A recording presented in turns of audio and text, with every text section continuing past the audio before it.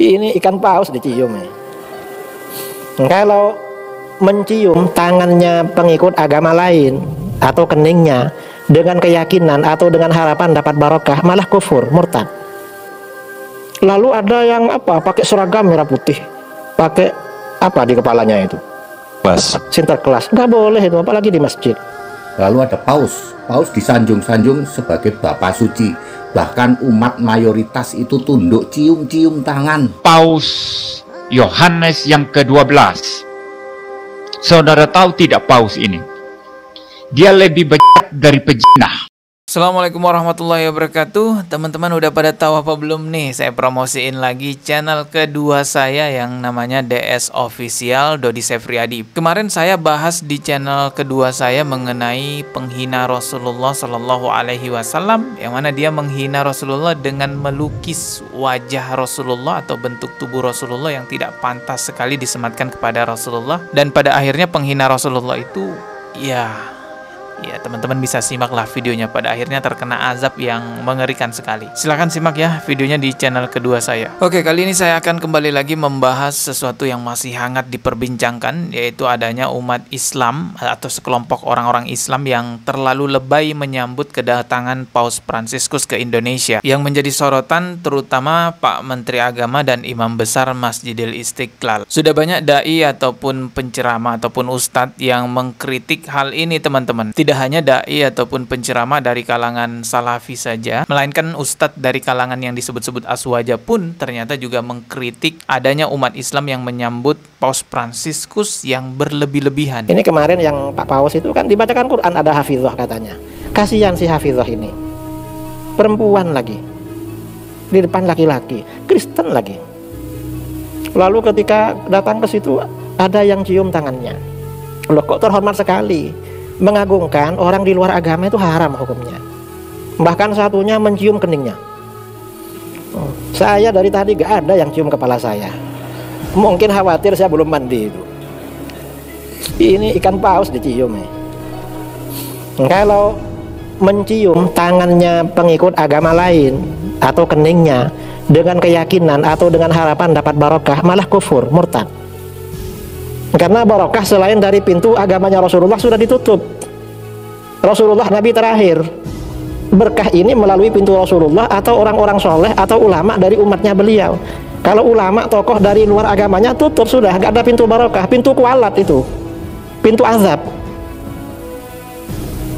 sudah ditutup. Lalu ada yang pakai seragam merah putih, pakai apa di kepalanya itu? Sinterklas. Nggak boleh itu, apalagi di masjid. Coba dai-dai salafi yang mengkritik pedas seperti itu tegas mengatakan, nah itu kufur, itu nggak boleh begitu. Mencium tangannya pengikut agama lain atau keningnya dengan keyakinan atau dengan harapan dapat barokah, malah kufur, murtad. Kalau dai salafi yang mengkritik tegas begitu pasti langsung dihujat. Wah, Wahabi nih, wah Khawarij ini, intoleran ini. Ya untungnya Pak Kiai Idrus Ramli ini kan dai aswaja ini ya. Jadi nggak mungkin lah dituduh Wahabi. Nah berikutnya ini yang nggak mungkin juga akan dituduh Wahabi, yaitu Pak Pendeta. Kan nggak mungkin pendeta disebut-sebut Wahabi, teman-teman. Jadi Pak Pendeta ini juga mengkritisi umat Islam yang berlebih-lebihan menyambut Paus Fransiskus. Sampai pendeta ini berkata, mau-mau aja diatur-atur, disuruh hilangin azan gitu ya. Coba kita lihat nih videonya. Lalu ada paus. Paus disanjung-sanjung sebagai bapak suci. Bahkan umat mayoritas itu tunduk cium-cium tangan. Ya, cium-cium tangan loh. Umat mayoritas loh. Ya, tamu ngatur-ngatur tuan rumah itu ya cuman si paus. Tamu ngatur-ngatur tuan rumah katanya.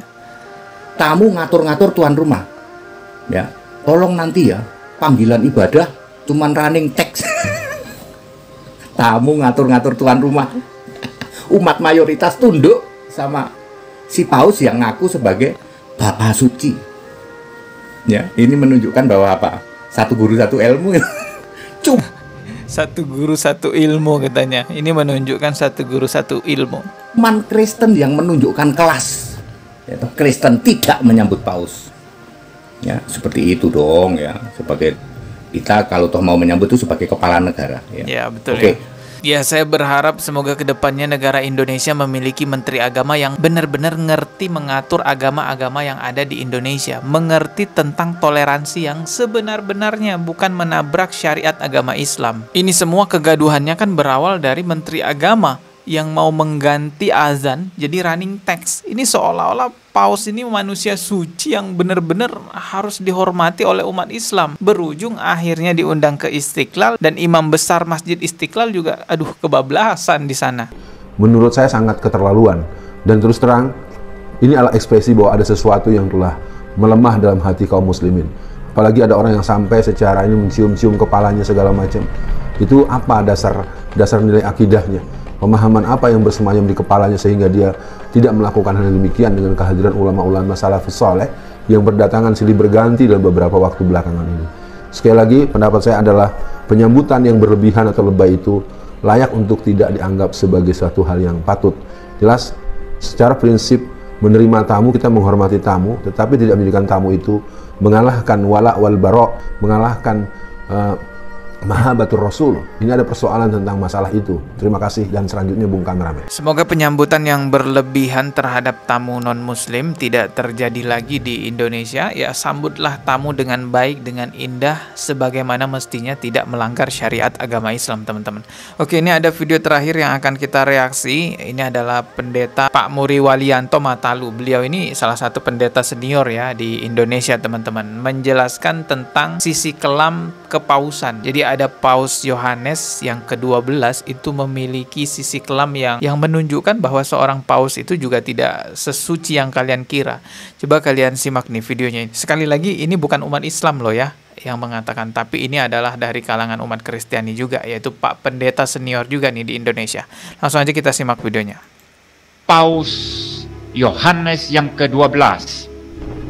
Saudara tahu tidak paus ini? Dia lebih bejat dari dia lebih bejat kelamin. Dia lebih bejat dari apa yang di dalam dunia sekuler sekarang itu dikutuk sebagai kejahatan besar ya. Orang-orang pedofil, orang-orang yang melakukan pelecehan seksual kepada anak, kepada perempuan yang tidak berdaya. Ini Paus Yohanes ke-12 ini lebih bejat dari itu. Bayangkan seorang pesiarah, seorang pesiarah datang ke kepausan, masih perawan, seorang perempuan diperintah oleh Paus Yohanes yang ke-12 ini ya. Dan Paus Yohanes yang ke-12 ini seumur hidupnya itu hanya berzina saja.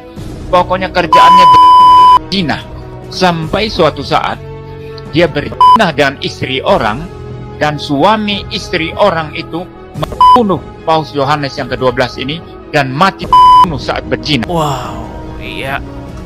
Yes, sangat kelam sekali ya. Sampai berakhir hidupnya dalam keadaan berzina. Sekali lagi, itu bukan umat Islam yang menyampaikan, itu adalah Pak Pendeta sendiri, teman-teman ya. Dan kalau kita lihat memang berita-berita di sosial media, kita bisa melacak sejarah tentang Paus Yohanes 12 ini ada sisi gelapnya, ada masa-masa kelamnya. Tapi yang perlu diingat adalah paus ini kan banyak. Paus dari abad pertama sampai sekarang itu diperkirakan ada 200-an orang. Nah, memang Paus Yohanes 12 ini adalah masa-masa kelamnya paus. Tentu tidak tepat juga ya, ada masa kelam paus dari satu kepemimpinan orang, lalu kita generalisir semua paus seperti itu ya. Nggak tepat juga kalau begitu. Tapi setidaknya dengan hal ini ya, kita bisa tahu bahwa manusia tetaplah seorang manusia yang dihormati sebagaimana mestinya sebagai seorang manusia. Apalagi kalau kita berbeda agama, ada hal-hal prinsip akidah yang perlu kita jaga. Kesimpulan ataupun intinya adalah yang ingin saya sampaikan dalam video ini, muliakan seseorang sebagaimana mestinya, muliakan sesuatu sebagaimana mestinya, jangan berlebih-lebihan. Kita ketemu lagi di video berikutnya, subscribe dan juga loncengnya ditekan sebagai notifikasi. Wassalamualaikum warahmatullahi wabarakatuh.